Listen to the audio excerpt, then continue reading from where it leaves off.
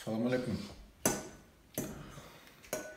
Жумушка даярдан жумушка кеткен там бар доставканы бүтүрүп келейин. Жумушка. Анан канчаларын билбейм, көрөбүз. Америкада биринчи жумуш. Gelli, gelli. Öyle. Bak da gelli, bay bak. Mako. İşte pelotasında satay.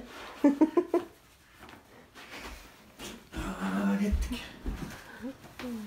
Hadi. İşte gelin.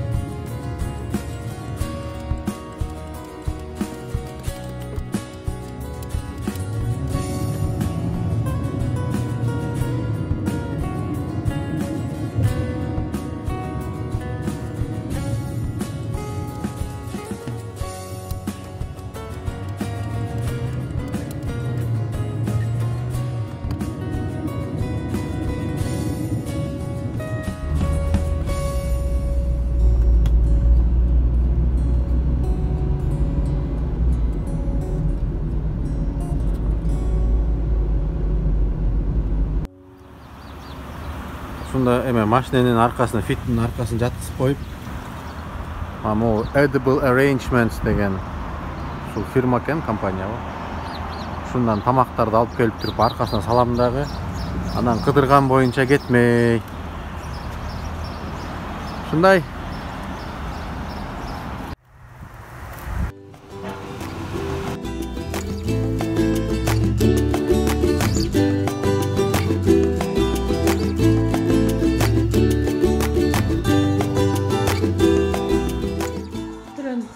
Жұмыстан чарчап келді. Сондықтан кичине эс алалы деп отурганбыз. Чарчап. А как вам? Жумуштан келген убакыт. Дворго тиги бек-ярд деп коет, үйдүн артында эмесинен чыгып, үйлөр менен чай ичип отурабыз. Котур. Кирсе бербе.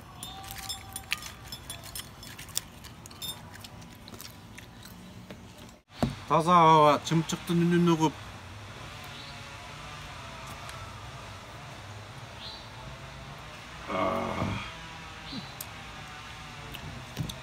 İştesең тиштейсиң дегенде иштеп, анан тиштеп атабыз. Канча чыгар экен? Бүгүн биринчи күнү. Бүгүн 5 эмес, 6 ушундай эле доставка болуп калды бүгүнкүсүн. Кандай болду? Кандай эмне? Үйрөнчүксүң деп аз эле доставка кылып калды. Ощущение кандай? Кандай иштедиң? Иштеген кандай экен? Өтө деле кыйын эмес экен. Машина айдап эле үйлөрүнө жеткизип келдим. Эмнелерди жеткирдиң? Жанагы жер-жемиштен жазалган, жер-жемиш да, мисалы, фрукты, ушундайларды ар кандай формадагы кылып жазап. Мисалы, энелер күнү болсо, энелер күнүнө карата мында роза эмеге окшоп, гүлгө окшоштуруп жазап, ананастар менен жазап, ар кандай клубникаларды шоколадка салып үчүн жазышат да. Ошолорду барып жеткизип келесиң. Кырады, не айтат деп.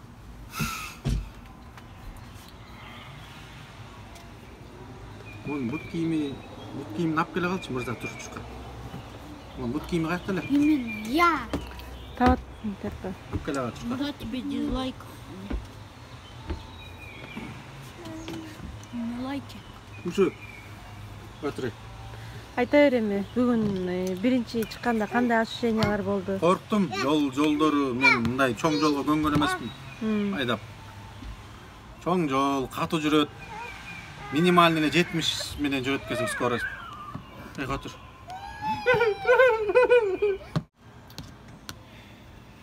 Кыскасы бир доставка $6. Анан 1 миль 20 цент. Мороженое. Весіңді чоңойтойын десең мороженое же дейді. Бияқтың мороженелері чақалап сатады. Қында. жумушту болсо деген интернет аркылуу издеп аттым. А бул доставканы болсо Facebook'ta аркылуу таптым. Ошол водитель, доставка, курьерлер керек дегенден. Биякта дагы кыскасы мындай болду да. Биякта дагы бир кыргыз бала бар. Бисмилlah, Кыргызстандан келген. Аты Эрик. Эрик көп жерде ошо жардам берип кетти да мага. Ошого рахмат. Видеону көрүп атсаң, Эрик, сага рахмат. Ушундай. Теги компанияда өзбек байкелер иштейт экен. Ошо өзбектер менен кошо иштеп алуусу биздин начальник болду. Ошо доставканы баштадык. Буюрса жакшы, баардыгы жакшы. Ойдогудай. Аны да көрөлү да жашоодо. Доставкада өмүр иштеп көрө элем ошо. Өмүрү таксовать этип көргөн эмесмин. Бияка келгенде доставка кандай кишилер иштей алат экен? Жашка карабайт экен такыр. Жашсыңбы, карысыңбы, эркексиңби, аялсыңбы, бүт баардыгы иштесе болот экен. Ал жумушка жана Amazonго жумуш издеп атам, аякта да ошондой экен. Кыскасы бул жерде мисалы доставкада сен эркексиң, сен аялсың, жок сен жашсың, сен карысың деп бөлбөйт экен. Колуңан келеби, иштей аласыңбы, машина айдай аласыңбы, жеткизе аласыңбы, машинең барбы, праваң барбы, ошого жараша эле кете берет экенсиң. Эми бул жумушта мен башка жумуш тапкачы иштеп турам. Буга параллельно Amazonго тапшырдым, Walmartка тапшырдым. Walmartты билбейм кандай болот. Өзгөчө эпидемиянын убагында биз жумушту тандай турган абалда эмеспиз. Жумуш бизди тандап атат керек болсо.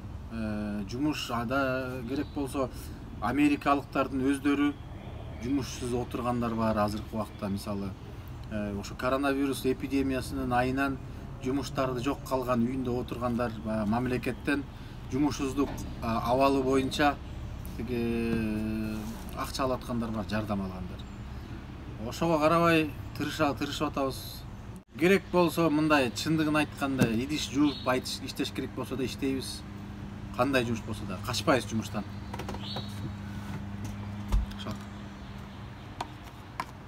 Достор кыскасы мындай. Эгерде сиздер мындай сурооңуздар туулуп атса, же Америка жөнүндө кыялданып жүрсөңөр, Америка келиш керекпи, же келбеш керекпи? Америка мен үчүн жакшыбы, же жаманбы? Америка келгендердин байып кетсе болобу, болбойбу деген суроолор болсо мындай экен да. Бул баардык адамга бирдей болбойт экен Америкачы. Эгерде Кыргызстандан тың болсоң, бияктан деле тыңсың да. Кыргызстандан колуңан эчтеке келбесе, бияктан деле ошолсуң. Чындыгын айтканда бул адамдын өзүнөн көп нерсе адамдын өзүнөн болот экен да.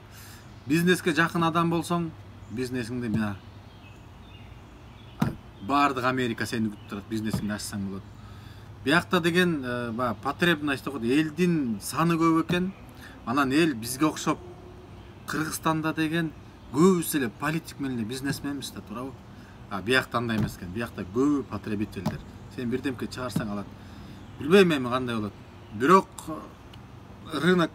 рынокты изилдеп бирдемке кылса болот.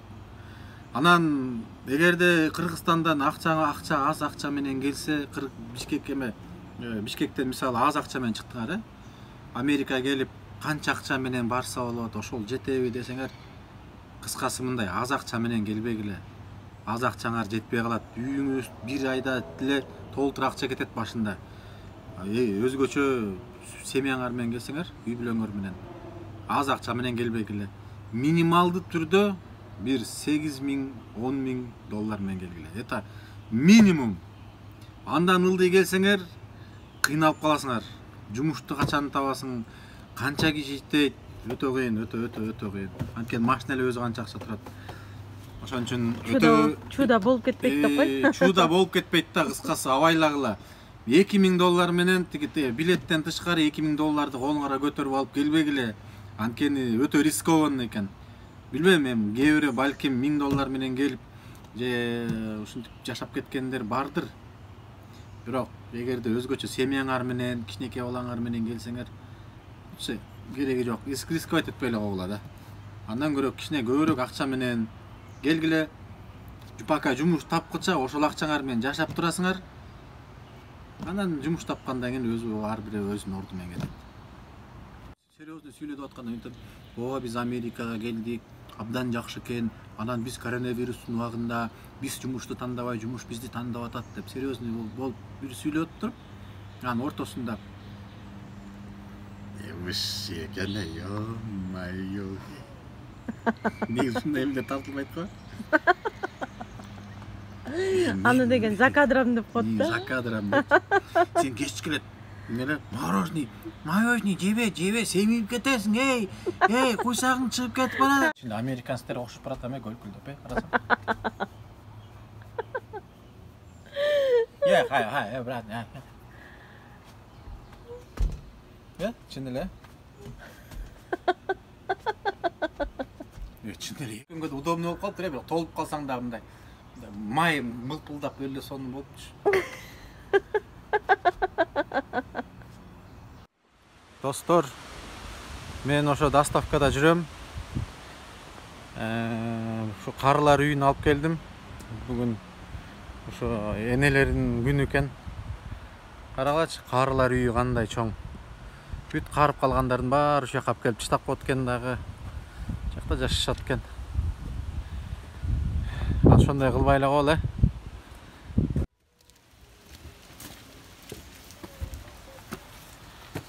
Мына. Биринчи чек. Алты күн канча сааттан иштедиң? 6 күн башында түшкө чейин иштедим, бир 2 күн. Андан кийин түштөн кийин саат бир 2-лерге чейин болуп атты, кээде 3-кө чейин болуп атты, бирок эң көп иштеген ушу 5-ке чейин бир 2 күн иштедим, ошо. Канча доллар чыкты ошондо? 6 күнгө $816 чыгыптыр. 6 күнгө. Жакшы эле го дейм. Бирок билбейм муну кандай, жакшы деш керекпи, жаман деш керек. Ошо туугандар, жигиттер куттуктап койгула.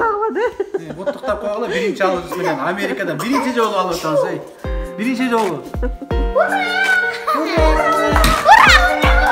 Ура деп коет. Ура, муну квартира төлөйбүз.